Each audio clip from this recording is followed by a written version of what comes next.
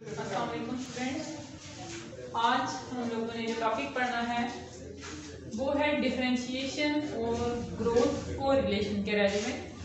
Previous lecture में बच्चों आप लोगों ने फैक्टर्स पढ़े थे, ग्रोथ को कौन कौन से फैक्टर्स अफेक्ट करते हैं। आज हम ये देखेंगे कि डिफरेंशिएशन क्या होती है, कितनी स्टेजेस में होती है और ग्रोथ को रिलेशन क्या होता है। बच्चों आप लोगों ने ग्रोथ की फेजेस पढ़ी थी। अगर मैं आप लोगों को बताऊं कि ग्रोथ की फेजेस में आप लोगों ने ये देखा था कि सेल डिवीजन कैसे होती है उसकी फेजेस में, ठीक है। सेल डिवीजन होती है सबसे पहले, देन इलॉन्गेशन होती है, देन मैच्योरेशन होती है और फिर आ जाता है डिफरेंशिएशन का प्रोसेस, ठीक है। डिफरेंशिएशन में देखिए हम कहते हैं कि बाकायदा जो जिस तरह से मैंने आप लोगों को बताया कि ग्रोथ आहिस्ता आहिस्ता शुरू में पहले सेल डिवीजन हुई, फिर सेल जब डिवीजन स्टार्ट हुई तो सेल का साइज भी बढ़ना शुरू हो गया, ठीक है। उसमें मुख्तलिफ स्ट्रक्चर्स आहिस्ता आहिस्ता साइटोप्लाज्म वगैरह न्यूक्लियस वगैरह बनना शुरू हो गए थे, ठीक है।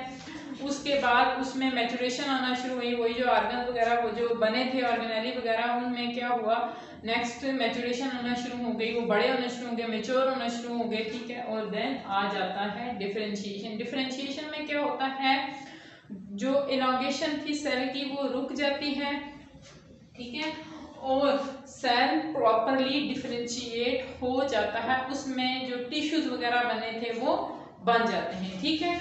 आज हम लोग देखेंगे कि डिफरेंशिएशन क्या होती है। डिफरेंशिएशन में जैसे मैं आप लोग को बताऊं कि जैसे ही एक सीड जर्मिनेट करता है तो उसकी जो डेवलपमेंट होती है, ठीक है, जब सीड को हम जर्मिनेट करवा रहे हैं उस वक्त उसकी डेवलपमेंट डिपेंड करती है मेरिस्टेमेटिक टिश्यूज पे, ठीक है। आप लोगों ने मेरिस्टेमेटिक टिश्यूज के बारे में पढ़ा हुआ है प्रीवियस लेक्चर में, प्रीवियस क्लासेस में भी पढ़ा हुआ है कि मेरिस्टेम क्या होते हैं। मेरिस्टेमेटिक टिश्यू ऐसे टिश्यूज होते हैं जिनमें ग्रोथ की एबिलिटी होती है, ठीक है। इट्स मीन कि जो ग्रोथ है या डेवलपमेंट है किसी सीड की, उसकी जर्मिनेशन है, नेक्स्ट जो उसका आगे बढ़ना है वो डिपेंड कर रहा है मेरिस्टेमेटिक टिश्यूज पे, ठीक है। जैसे ही एक सीड जर्मिनेट होना शुरू होता है उससे नेक्स्ट क्या होता है कि उस वो डिपेंड करती हैं फर्दर डेवलपमेंट की एक्टिविटीज मेरिस्टेमेटिक टिश्यूज पे, ठीक है। और हमें ये भी पता है कि जो शूट और रूट होती है, ठीक है, वो देखें एपिकल मेरिस्टेम से बनती है। आप लोगों ने देखे पढ़ा हुआ है, एक होती है एपिकल मेरिस्टेम, ये इसकी टाइप्स पढ़ी थी आप लोगों ने, ठीक है। और एक होती है लेटरल मेरिस्टेम और पढ़ी थी इंटर कैम्ब्री मेरिस्टेम, ठीक है।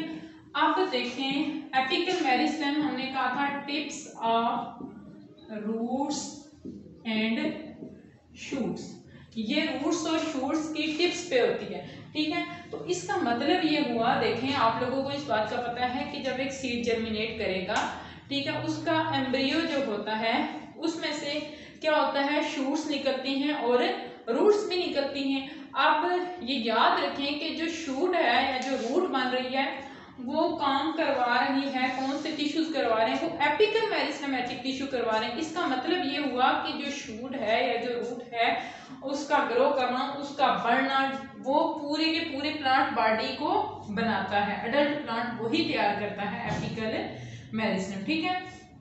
डिफरेंशिएशन का मैंने आप लोग को बताया डिफरेंशिएशन क्या होती है, तो इसमें क्या होता है, फॉर्मेशन होती है स्पेशलाइज्ड टिश्यू की, ठीक है, जो कि आज हम लोगों ने देखना है कि डिफरेंशिएशन की कितनी स्टेजेस होती हैं। डिफरेंशिएशन की 5 स्टेजेस होती हैं, ठीक है। डिफरेंशिएशन क्या होती है, इसमें स्पेशलाइज्ड टिश्यू का बनना होता है कि टिश्यू स्पेशलाइज्ड टिश्यू बन जाते हैं, ठीक है। मीन के सारे जो टिश्यू थे वो प्रॉपर फंक्शनिंग के लिए तैयार हो गए हैं, बन गए हैं, ये थी डिफरेंशिएशन। 5 स्टेजेस में ये काम होता है। हम लिखते हैं यहाँ पे कि स्टेजेस ऑफ डिफरेंशिएशन,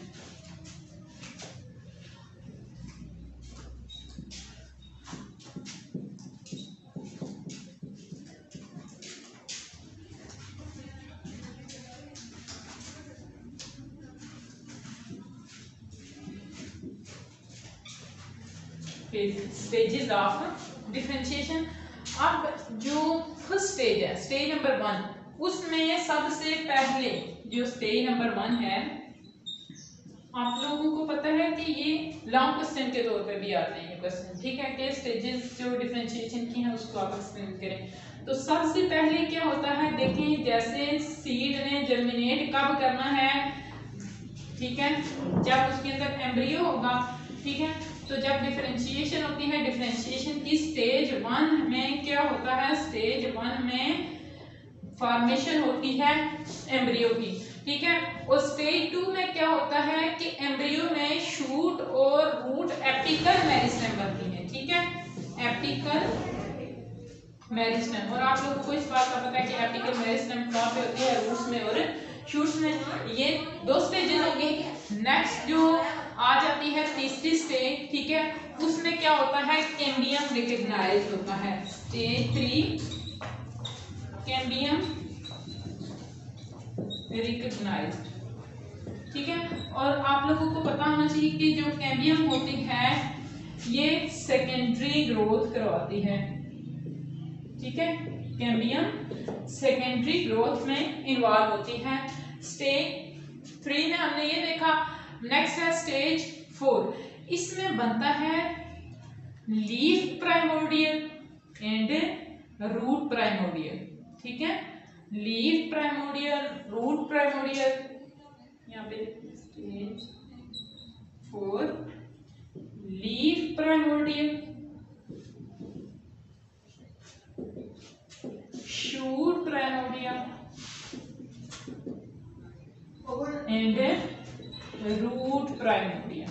ये तीनों चीजें बनती हैं। अब ये लीफ प्राइमोर्डियम मीन के नेक्स्ट वो लीव्स वगैरह निकलेंगे, उसके आगे फ्लावर्स वगैरह निकलना शुरू हो जाएंगे, शूट मीन ब्रांचेस वगैरह निकलना शुरू हो जाएंगी, और देन रूट प्राइमोर्डिया क्या है, उससे रूट्स, रूट हेयर्स वगैरह निकलना शुरू हो जाएंगे। ये थी स्टेज 4।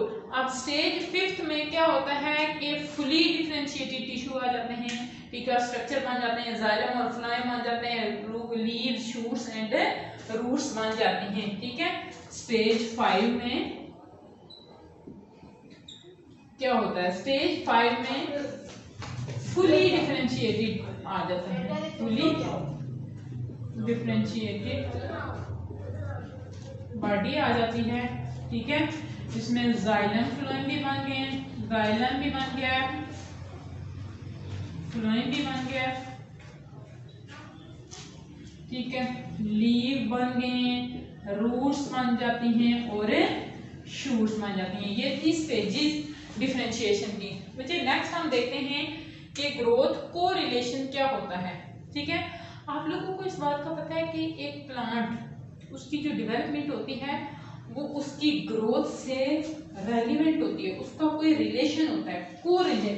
जिस तरह से हम कहते हैं ना कोऑर्डिनेशन, हम कहते हैं को वर्कर मीन साथी, इसी तरह से है को रिलेशन की किसी भी प्लांट की ग्रोथ वो उसको रेलिवेंट होती है, उसके जो आ जाते हैं ग्रोथ के, ठीक है, उसके डिफरेंट ऑर्गन किस रेट पे ग्रो कर रहे हैं। और देखें आप लोगों को इस बात का पता होना चाहिए कि जो ऑर्गन प्लांट के ग्रो कर रहे हैं वो डिफरेंट स्टेजेस में, डिफरेंट डायरेक्शंस में ग्रो कर रहे होते हैं, ठीक है।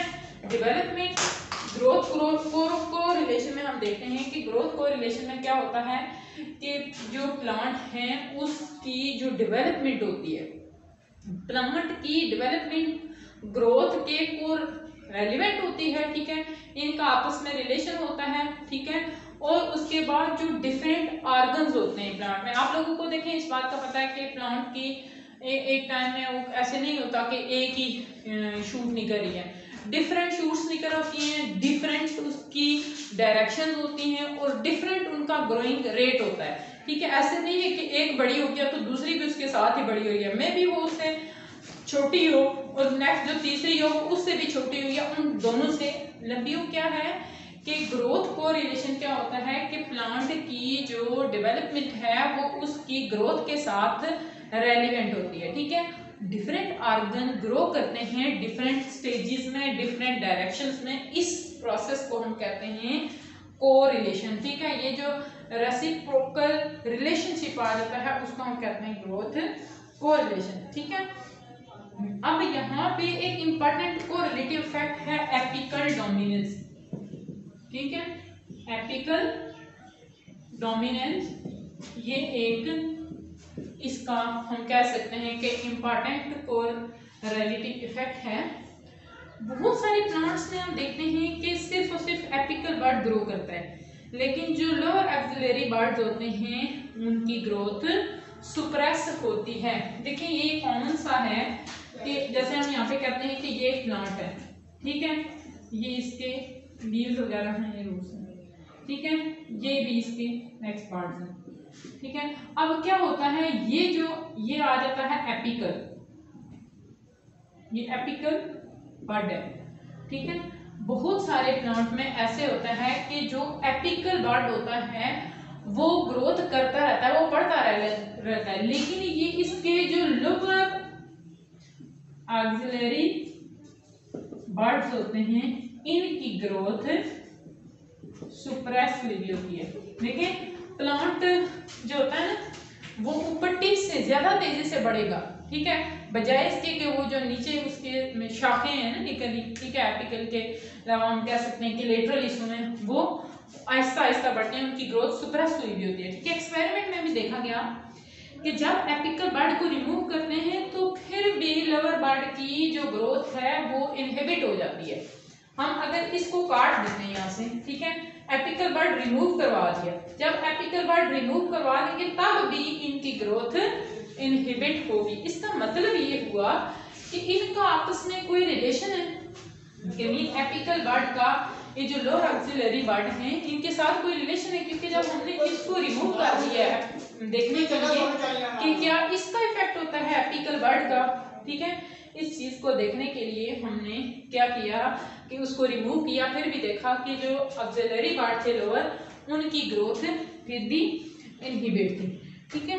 इस तरह से जो शूट अफेक्ट होती है वो लेटरल बड की जो आ जाती है डेवलपमेंट उसको एक्टिव करती है, कंट्रोल करती है, ठीक है। याद रखें कि ये जो शूट की डेवलपमेंट है, ये जो एपिकल शूट की डेवलपमेंट है, ये कंट्रोल कर रही है इन हिस्सों को, इनकी ग्रोथ को भी कंट्रोल करती है। इस तरह से हम कह सकते हैं कि जो ऑक्सन्स होते हैं, ठीक है, इसका मतलब ये हुआ कि ये ऑक्सन जो कि टर्मिनल पे प्रेजेंट थे वो लेटरल बड्स ने ग्रोथ को इनहिबिट कर रहे थे, ठीक है। याद रखें यहाँ पे होते हैं ऑक्सन्स, ठीक है। इसका मतलब ये हुआ कि ये ऑक्सन जो यहाँ पे प्रेजेंट थे, ठीक है, इन्होंने क्या किया है, ये जो लोअर आ जाते हैं पार्ट इसके उनकी ग्रोथ को इनहिबिट कर दिया है, ठीक है, उनकी ग्रोथ को सुप्रेस कर दिया है। इस वजह से हम इस फिनोमेना को कहते हैं एपिकल डोमिनेंस, ठीक है। देन आ जाता है वो साइंटिस्ट के जो जिन्होंने एपिकल डोमिनेंस के जो एक्सपेरिमेंट है उनको परफॉर्म किया था, एक था थायमिन और एक था स्कूज, थायमिन एंड स्कूज। 1934 में इन्होंने एपिकल डोमिनेंस के लिए एक्सपेरिमेंट करने स्टार्ट किए, ठीक है। उन्होंने एक्सपेरिमेंट किए और उन्होंने ये देखा कि ऑक्सन जो एपिकल बड में होता है वो लोअर एक्सिलरी बड की ग्रोथ को सुप्रेस करता है। मीन ये जरूरी होता है, ऑक्सन जरूरी भी है, लेकिन ये क्या कर रहा है, लोअर एक्सिलरी बड्स की जो ग्रोथ है उसको रोक रहा है, ठीक है।